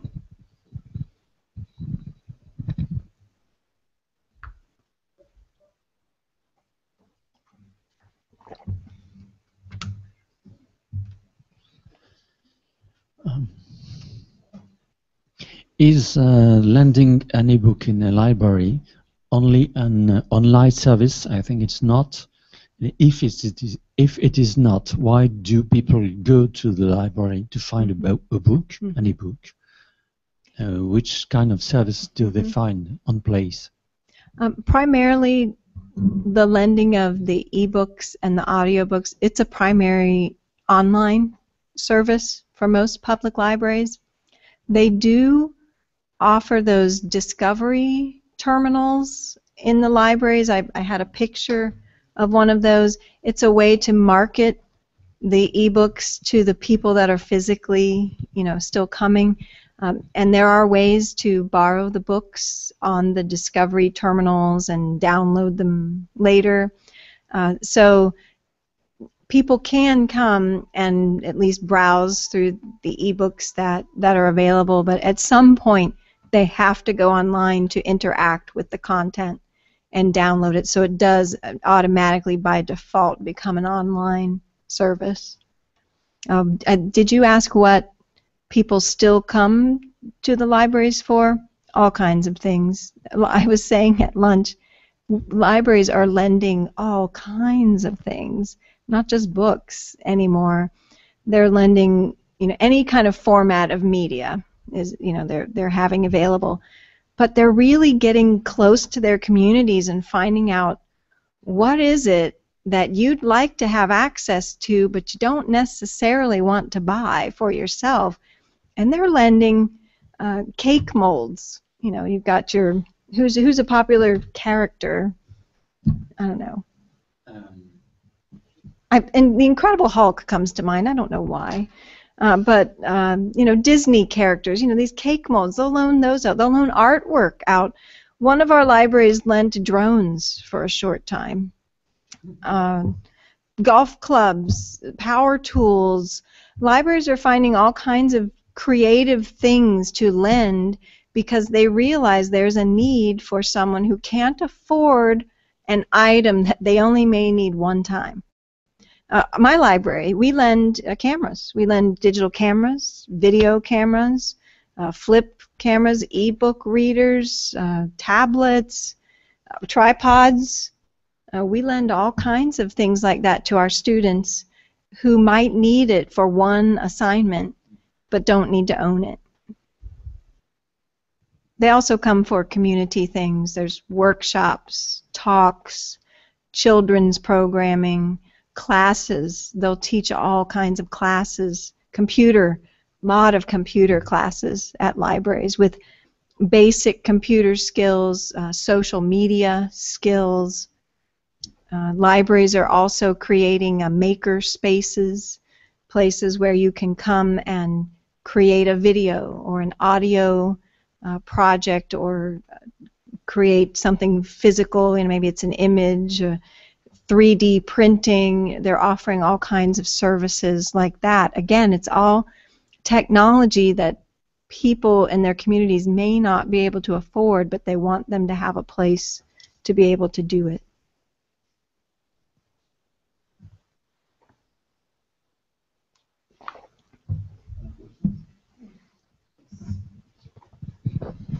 Yes, you are working in an academic library. So, what could you tell us? How do you compare the e-book service in public library and academic libraries today? What is for you? What is more Difficult? What? no, most developed? Oh, most between developed. the two sort of libraries, public libraries, academic libraries, and how do you compare the market between the two? I would compare the market as it's just different. We're after different content. Academics are after scholarly monographs. We're after reference titles. We're after dissertations and theses. We're after scholarly journal articles. We're after things that may not be read cover to cover. We're after things that people may need to consume a page of, or a few paragraphs of, or a few numbers of. And so we buy it differently. We tend to pay for as much access as we can have, as we can afford, because we know that an entire classroom might need to interact with that book at the same time. And so that's very different than public libraries, where much of the content they buy is designed for one person to interact with and read cover to cover. So the different needs of our content means that there's different formats, there's different purchasing business models, there's different ways to interact with the content. How we're similar is that there's always a license agreement. We are paying more than the print book usually, and we are signing away the same rights, and we are taking risks for ongoing access. All of those things are very similar. Do you think that it's very more difficult to find models, business models for public libraries than for academic libraries? Yeah, academics have a wide variety of business models. Public libraries, because of the content, primarily this fiction content that's cover to cover by big name publishers, they're only willing to license it at one model. They're not willing to give you unlimited access. Some are, some are. In fact, Overdrive announced a new business model at the last conference. I don't recall what it was, but they are actively seeking more creative business models, and some publishers will sell unlimited access models to certain content. There are many competition between two markets in public libraries, B2C and B2B. It's not the same things in academic libraries. So in France, there's no many students who buy many books. Right. Right. So it's not the same things. So if you are a publisher, I'm always in this think like that. It was difficult to find a business model. Sure. Yeah. There's not a lot of concern from academic publishers that libraries are going to steal the market away, because you're right, the consumers aren't buying most of the titles. I mean, our publishers make the books so that libraries buy them, so they want to sell to us, and they are willing to negotiate very different models if we will buy the content.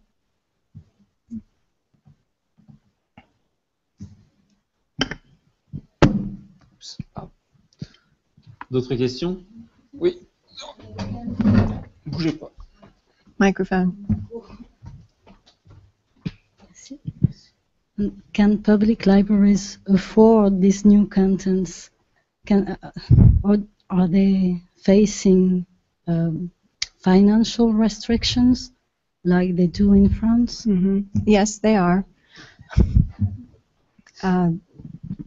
There aren't many public libraries getting budget increases.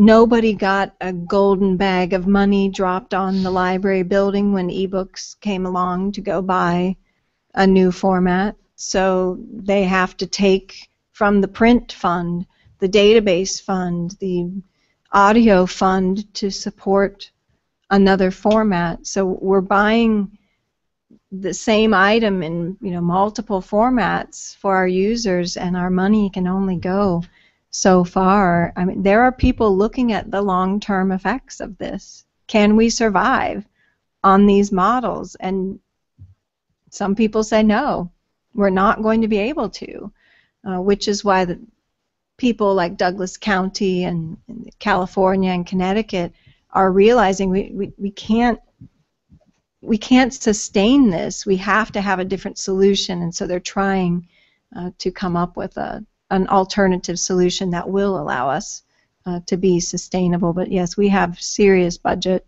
issues. Absolutely. What happens a lot in libraries is that when the demand comes for fiction books in electronic form, they take a look at use data for everything. What's the use on our journals? What's the use on our databases? What's the use on the golf clubs, that we're lending out? And then they make decisions on what to stop subscribing to, and then they shift that money over to something else. You have to be creative budgeting. D'autres questions?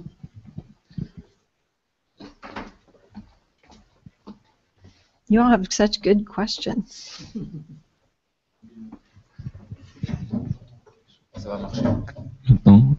You said a few words about ebooks accessibility, and I'm very happy about that.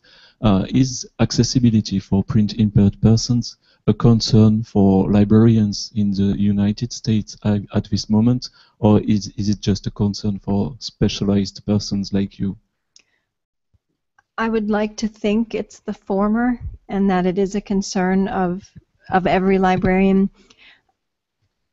I probably am more aware of it because my university, we specialize in assisting students with disabilities. 10% of our population has a disability, and so we're more sensitive to it. But the American Library Association, the Digital Content Working Group, one of their kind of goals for the next 6 or 12 months is addressing accessibility. So it is, people are aware of it. Are people actively doing things about it? Yes, I think so. But little by little, I think it will come. But it's definitely getting much more attention now than it did 3, 4, 5 years ago. EPUB 3 really helped that. Really did. I have one question about the subscription model, which is developing with Scribd, Oyster, and Amazon Unlimited. Does the Library Association identify these offers as threats for the library today? Are they developing some advocacy to explain the difference between unlimited, Kindle Unlimited, and buying a library card? I don't know that there's a lot of advocacy on that yet. I kind of mentioned it earlier that what librarians are really trying to stress is, why are you spending $10 a month on this service when your taxes, your local taxes, have already provided you with all of these resources, print books, electronic books, whatever it is, why are you duplicating, your costs? And so I can see that type of advocacy perhaps, and maybe not, it's not necessarily advocacy as just making people aware that look at how little you pay for all of this information that that you have. So I expect to see more of it. The Kindle Unlimited, I think, was just launched. It was just earlier this year, I think, and immediately it was written about in the major library journals and things like that, and people were already starting to talk about it and discuss what I just mentioned. So I see more of that happening. D'autres questions?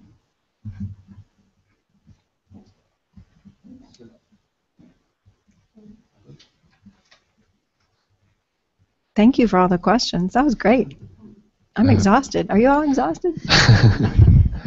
On Twitter, Yes. there is a publisher, a French publisher, and he asked why library don't go on WoW, World of Warcraft, Minecraft, Second Life, and other stuff like that. Oh. Because we speak about digital things, Yes. and it's digital. I don't know the answer to that. Is he or she out there? I don't know the answer to that. I know there was when Second Life launched, many libraries went right out and did something and then just kind of stopped. If I had to take a wild guess, I would say other things are a higher priority. There are other things. You have to look at everything you do. And a big phrase in libraries is always, we're trying to be all things to all people. Is that really what we should be doing, or should we focus our attention on the services that impact the most? And when you look at budgets decreasing, which means resources decrease and staff decrease, you probably have to stop and think about what can we afford to stop doing in order to make sure we're doing our primary services to the best of our ability. And that'd be my best guess about why we're not there. Unless, if somebody wants to start putting money bags on Second Life, we'll be there. Encore d'autres questions? N'hésitez pas, c'est le moment. On peut traduire. Enfin, on peut essayer de faire une vague traduction.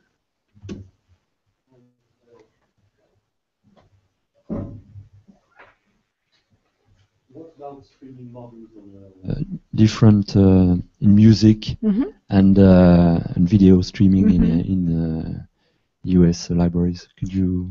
I didn't hear the first part. You said what about the streaming models, or was there something? We're moving in that direction. Yes. Freeding has a music streaming part. Overdrive has streaming videos now and audio, I believe. Academic libraries, we subscribe to streaming music and video collections. I don't know of any books, like audiobooks or things. It's primarily films. We buy from Films for the Humanities. That's a big one.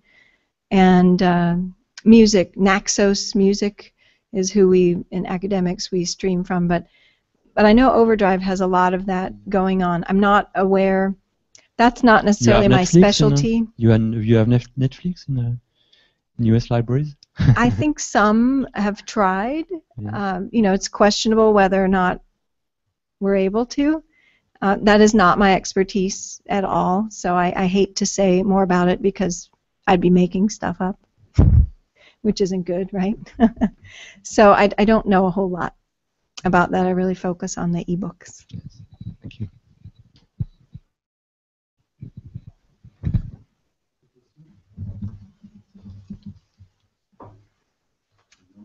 No more questions. No more questions. Well, thank you. Thank you very much for this pleasure. presentation. I think it's very interesting for us regarding the actual development of e-book lending in public libraries in France. With I don't know if it's the model chose in France is better or more interesting, but I think it's very enrichissant. I don't know the word. I don't. Voilà. No, tell me more about the French model. Maybe I want to take it back home. I'm less. Okay.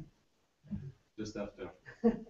After that, when we cut The retransmission. Okay. It's secret. It's a yes, big secret thing. It's a secret model. Sorry. We'll try people to on explain Twitter. you. Okay, thank you very much. Thank you. My pleasure.